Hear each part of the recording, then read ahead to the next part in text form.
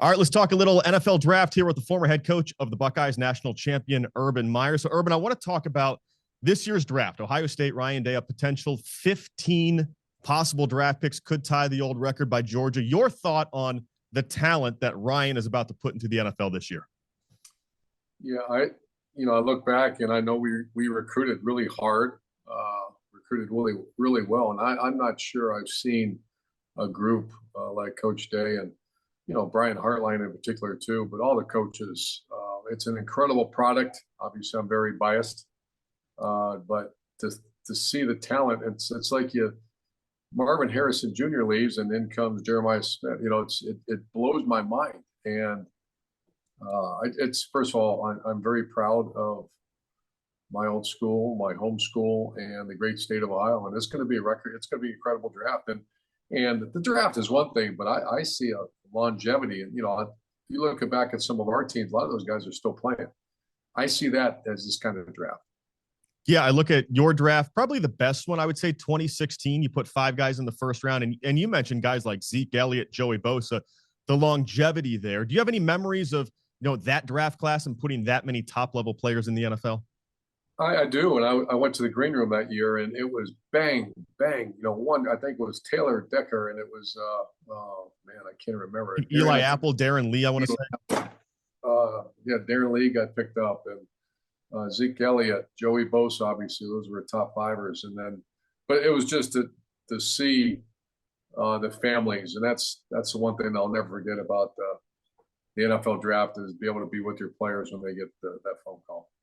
It's always a grind to watch these guys go through the process, the combine, the pro days. I mean, you've been there. Are the combine drills overrated as a football coach? I mean, we talk straight line speed, shuttle, cones. It's all these random things that are not holding a football. So where do you come down on how much the process matters? Oh no, it's certainly a process, and it's everything's valuable. This is a accumulation of knowledge and data, and then you have to make a decision. And the one thing that I'll never forget, people would start asking me probably the last 10 years as a head coach, and then my 1 year in the NFL, I remember, how does money impact that player? And I was like, what are you talking about? And they said, players change, and that you've seen it many, many times that, yes, he's fast, he played great in college, but that hunger maybe stops when you have already received the rewards. So that's the one question that I got asked is much more than 40-yard time, vertical jump, hand placement. How does money impact him and his family? Think about that, where this world's come in the last 20 years. I was actually going to ask you that because every year at the pro day, you would always see, I feel like you'd have Belichick there. You guys would have Pete Carroll, Mike Tomlin, Mike Vrabel. You'd have a lot of the same faces and those conversations they have with you. So you said they're asking about money. Well, I was curious, what are the types of things that they want to know about you since you spent the previous few years with those guys?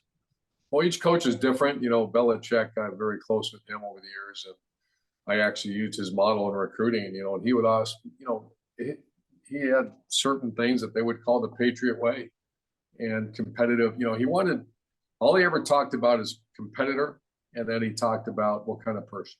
That's it. He did, this arm length and all the other analytics, I call measurables, all the measurables, they have data. They'll go look at all those things and list them. And then you got the videotape.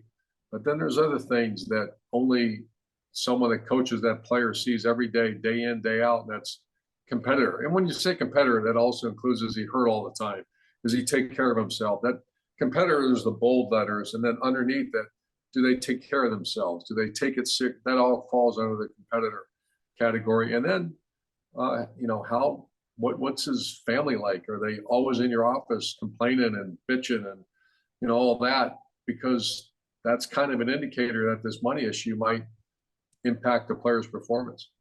I know you famously said that, you don't want to get too wrapped up in recruiting rankings, but as you said, if they keep score, you might as well be near the top. You always were. Ryan Day always has been as well. Where does the NFL draft fit into recruiting? How important is it when you're talking to 16 and 17-year-olds that you point at the draft success? Where does that rank as far as recruiting tools? Yeah, I always had winning championships number one. We had academics and life after football, real life Wednesdays, and then NFL draft. And I'm not sure that has not moved up to 2 or 1. It's become such a lucrative business. It always has been, but maybe not to the extent it is now. But those are the 3 things that we sold, and I know they continue to sell. Is that you are going to win. You're going to have life after football at a place like Ohio State, and then, by the way, you're going to get your name called on the biggest day of your life as a college athlete turning pro. You had a lot of guys go high in the draft, like Zeke, both the Bosas, Chase Young. I'm curious, was there ever a player that you thought went way too low that you almost took offense to? Like, I can't believe my guy blank slid so far. Oh yeah, who was Corey Linsley? I remember I actually went in and kind of got after the scouts the next year when they talked about Corey Linsley, who, are you kidding me? He's one of the best centers in college football, and certainly played in the NFL for a long time. He got a big contract, but I remember that his arms are too short, and I snapped. I couldn't help myself because I love that kid. I've coached a lot of great players, a lot of great centers, and he's as good as I've had. And when he kind of slipped in the draft a little bit, I started hearing this stuff about, excuse my language, are you kidding me? Yeah. That you're going to not take a guy at center, the most rugged position on the offensive line, have to do the things that man has to do every play, blocking D linemen, nose guards, defensive tackles, and you're going to tell me I'm not going to, the kid's from Youngstown, Ohio, he's tougher than nails, but his arms are then short. Okay. Long enough to snap it to the quarterback, right? As long as the quarterback gets it long enough.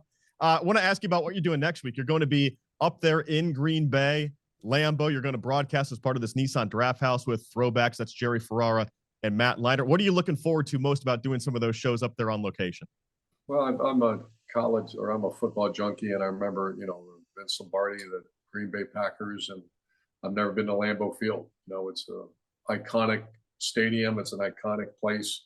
But I get to do it with my boys, Mark Ingram and Rob Stone, and then Jerry Ferraro and Matt Leiter. So the podcast business is something that came to me, Sinclair, and I said, I'm not doing that. Why would I want to do that? And then they presented it in such a way, and it's all who you do things with, and I can't be more happier in Sinclair and then these guys I work with.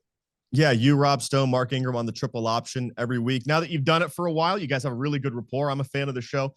What have you made of the podcast world now that you're in it? So it sounds like you're enjoying it more than you thought you would. Yeah, I'm starting to try to listen to it, because when they first came to me, I really didn't know what a podcast was. And I'm thinking, who's going to listen to this? We just do what? We talk about college football and other things. But it's the new radio. I don't listen to radio anymore. I pick and choose what I want to listen to, and I get it. So it's educated me on what's out there, and I really enjoy doing it.